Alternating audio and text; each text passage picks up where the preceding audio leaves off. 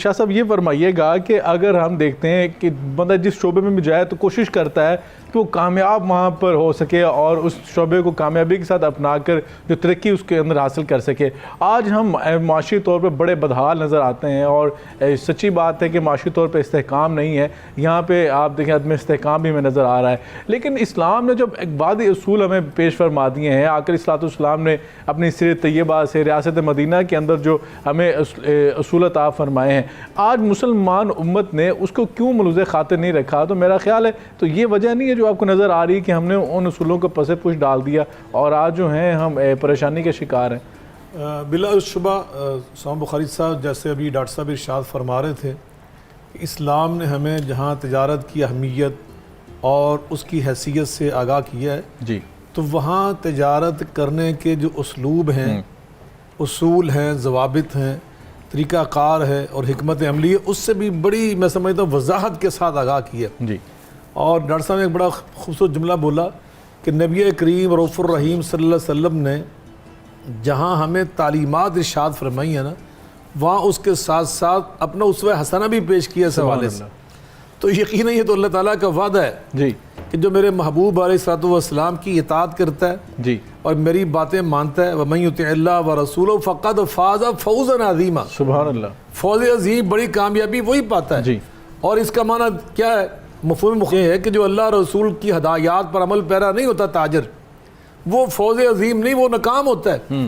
فَقَدْ خَسِرَ خُسْرَانًا مُبِينًا، نبی پاک صلی اللہ علیہ وسلم کی نافرمانی کرنے والے، وَمَن يَعْصِ اللَّهَ وَرَسُولَهُ، اللہ فرماتے ہیں اللہ رسول کا نافرمان وہ تو کبھی کامیابی نہیں پاتا۔ جی، تو بلا شبہ ہم نے جو اسلامی اصول و ضوابط تھے تجارت کے، ان سے انحراف کیا ہوا ہے، اس کی آج ہم سزا بھگت رہے ہیں جو ابھی آپ بیان کر رہے ہیں۔ نبی کریم علیہ الصلوۃ والسلام نے سب سے پہلا جو اصول تجارت بیان کیا نا، وہ کیا ہے؟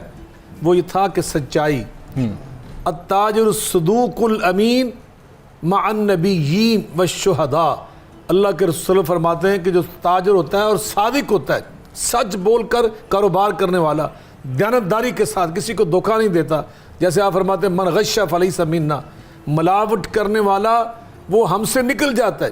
امام ابن تیمیہ رحمۃ اللہ علیہ ارشاد فرماتے ہیں کہ جس برے عمل پر نبی کریم علیہ الصلوۃ والسلام یہ فرما دیں کہ فلیس منا، وہ ہم میں سے نہیں ہے، وہ گناہ صغیرہ نہیں ہوتا، وہ گناہ کبیرہ ہوتا ہے۔ یہ کبیرہ گناہ ملاوٹ، جس کو آج ہم بڑی کاریگری سمجھتے ہیں، دودھ میں ملاوٹ کرنا، مرچوں کے اندر، کھانے پینے کی چیزوں کے اندر، الحاظ القیاس، حتیٰ کہ میڈیسن کے اندر جو جان بچانے والی ایک ہماری نعمت ہے، ہم نے اس کو بھی برباد کر دیا۔ تو نبی پاک علیہ السلام نے یہ فرما دیا کہ سب سے پہلا اصول کیا ہے کہ سچائی کے ساتھ، اور آپ نے اس پر ہمیں بشارت عطا فرمائی، فرمایا البیعان بالخیار ما لم يتفرقا فإن بينا وصدقا بورك له في بيعهما بورك لهما في بيعهما وإن كتما وكذبا محقت برکت بيعهما۔ آقا فرماتے ہیں کہ جب البیعان بالخیار ما لم يتفرقا، خرید و فروخت کرنے والے تاجر اور خریدنے والا مشتری جو ہے، یہ دونوں سچائی پہ کھڑے ہوں، بالکل صحیح طور پر، اگر ایک چیز میں لے رہا ہوں اور دوسری چیز دے رہا ہوں، وہ دونوں اس کو صحیح طور پر بیان کریں، کسی عیب کو نہ چھپائیں، جو حقیقت ہے اس سے ایک دوسرے کو آگاہ کریں، سچائی پہ کھڑے رہیں۔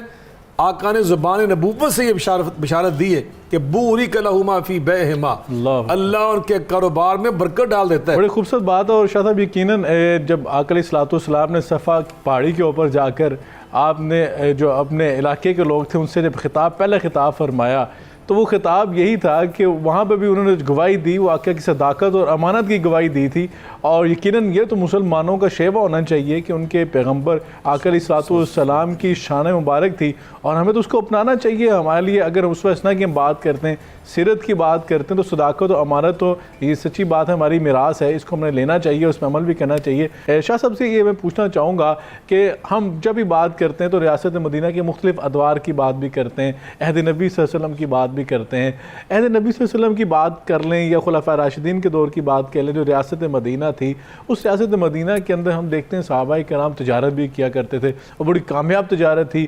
بڑے بڑے سرمایہ دار صحابہ کرام موجود تھے اور وہ اسلامی اصولوں کے مطابق تجارت کیا کرتے تھے. وہ کون سے اصول اپناتے تھے؟ آج اصل میں جو دوڑ لگی ہوئی ہے نا، یہ مادہ پرستی کی دوڑ ہے. ہر بندہ کہتا ہے کہ میرا سرمایہ زیادہ بڑھ جائے، اور اس کے لیے چاہے اس کو ناجائز ہتھ کنڈے کیوں نہ استعمال کرنے پڑے وہ کرتا ہے، اور استحصال بھی کرتا ہے، اور میں سمجھتا ہوں کسی کے حقوق کا خیال بھی نہیں رکھتا. ہم دیکھتے ہیں یہاں پہ جو پست طبقہ ہوتا ہے اس کو دبا کر وہاں سے ذرائع بنانے کی کوشش کی جاتی ہے. لیکن صحابہ کرام کا جو طرز عمل تھا، وہ جو تجارت تھی، نبی کریم صلی اللہ علیہ وسلم خود کا جو تجارت کا طریقہ کار تھا وہ کیا تھا کہ صحابہ کرام ماشاءاللہ اس وقت سرمایہ دار صحابہ بھی موجود تھے، انہوں نے کون سے اصول اپنائے؟ بلا شبہ انہوں نے وہی اصول اپنائے کہ جن اصولوں کو اپنانے کی تلقین اور ترغیب حضرت اللہ رب العالمین نے ہمیں خود عطا کی ہے، خود فرمایا، اور نبی کریم علیہ الصلوۃ والسلام نے ہمیں اس کا مکلف ٹھہرایا. ان میں سب سے پہلا یہ تھا، جب یہ میں نے پہلے عرض کیا کہ سچائی، اور دوسرا کہ پورا ناپ تول. جی. وَيْلٌ لِّلْمُطَفِّفِينَ الَّذِينَ إِذَا اكْتَالُوا عَلَى النَّاسِ يَسْتَوْفُونَ وَإِذَا كَالُوهُمْ أَوْ وَزَنُوهُمْ يُخْسِرُونَ أَلَا يَظُنُّ أُولَٰئِكَ أَنَّهُم مَّبْعُوثُونَ. فرمایا کہ جب خود خریدتے ہیں تو ناپ تول پورا لیتے ہیں، جب خود دوسروں کو ناپ تول دیتے ہیں تو اس میں ڈنڈی مارتے ہیں اور سمجھتے ہیں کہ ہم بہت اس میں کمال کر رہے ہیں، بڑا اس میں منافع کما رہے ہیں، بہت اس میں کاریگری کر رہے ہیں. اللہ تعالیٰ فرماتے ہیں میں اللہ ہو کر یہ اعلان کر رہا ہوں کہ ویلن، یہ ہلاکت ہے تمہارے لیے، بربادی ہے تمہاری، تم بربادی کا سامان کر رہے ہو. وَأَقِیمُوا الْوَزْنَ بِالْقِسْطِ وَلَا تُخْسِرُوا الْمِیزَانَ. میں اللہ تمہیں حکم دے رہا ہوں کہ میزان پورا رکھو، اس میں تمہارے لیے برکت ہے. جی. اور صحابہ کرام کی آپ بات کر رہے ہیں، وہ نبی کریم علیہ الصلوۃ والسلام کا جو اسوہ حسنہ تھا نا، جی. عبد الرحمن ابن عوف رضی اللہ عنہ کی آپ بات کر رہے ہیں، بہت کامیاب تاجر صحابی تھے، حالانکہ یہ مہاجر تھے. جی. جب آیا تو یہاں کے پاس کوئی سرمایہ نہیں تھا، اللہ اکبر. معمولی چند پیسوں سے گھی کا کاروبار شروع کیا، پنیر کا کاروبار شروع کیا، اور پھر کیا نتیجہ نکلا؟ اللہ تعالیٰ نے ان کو بہت بڑا تاجر بنایا. پوچھا گیا ان سے کہ آپ اتنے بڑے تاجر کیسے بنے؟ جی. تو انہوں نے فرمایا کہ میں زیادہ منافع کے انتظار میں کاروبار کو روکا نہیں کرتا تھا. اللہ اکبر. تھوڑے منافع پر فوراً چیز کو بیچ دینا، پھر دوبارہ خریدنا، پھر بیچنا. جی. خود نبی کریم علیہ السلام کا یہ اسوہ حسنہ تھا. ام المؤمنین سیدہ خدیجہ الکبریٰ طاہرہ علیہ السلام کے سرمایے سے جب آپ پہلی بار شام تشریف لے گئے تھے نا، تو میسرہ نے آ کر بتایا کہ اتنا زیادہ نبی پاک منافع لے کر آئے. تو خدیجہ نے پوچھا میسرہ سے کہ انہوں نے کیا ریٹ زیادہ لگائے؟ انہوں نے کہا کہ نہیں، ریٹ زیادہ نہیں لگایا، سب سے کم منافع پر انہوں نے سودا بیچا. تو کہا پھر منافع کیسے زیادہ ہوا؟ تو انہوں نے کہا کہ انہوں نے منافع کم لے کر سودا بیچا، پھر اسی منڈی سے دوبارہ سودا خریدا، پھر اس سودے کو دوبارہ آپ نے کم منافع پر دوسری بار بیچا، پھر تیسری بار آپ نے اسی سرمایہ سے تیسری بار سامان کو خریدا، منڈی سے اور سامان خریدا، اور اس کو پھر کم منافع پہ. یہ 3 بار آپ نے کاروبار کو وہاں پر سرکل میں لا کر منافع کم رکھ کر لیکن زیادہ اللہ تعالیٰ نے اس میں عطا کیا.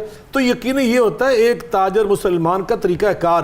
نبی کریم علیہ السلام نے اس میں ارشاد فرمایا، آقا فرماتے کہ من اخذہ بسخاوت نفسہ بورک لہ فی، اللہ اکبر، ومن اخذہ بشراف نفسہ لم یبارک لہ فی. جو روزی حاصل کرتا ہے دل کی سخاوت کے ساتھ، یہ دوسروں کی خیر خواہی کر رہا ہے، کم منافع لے رہا ہے، نجائز منافع نہیں لے رہا.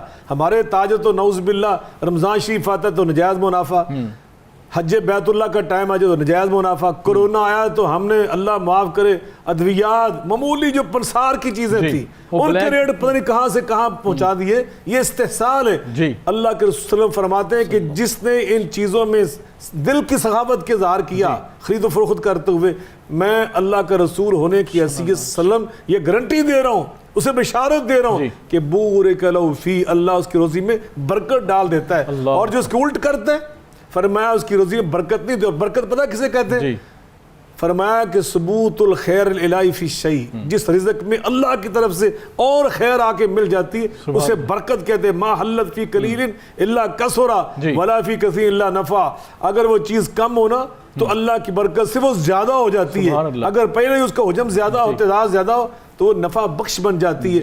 تو یقیناً یہ رزق جو ہے یہ نفع بخش تب بنتا ہے جب بندہ خیر خواہی کرتا. اور صحابہ کرام نے اور خود نبی کریم علیہ السلام نے انہی اصولوں پر تجارت کر کے دکھائی. بے شک انہی اصولوں پر تجارت کر کے ہمارے لیے اسوہ جو ہے پیش کیا ہے.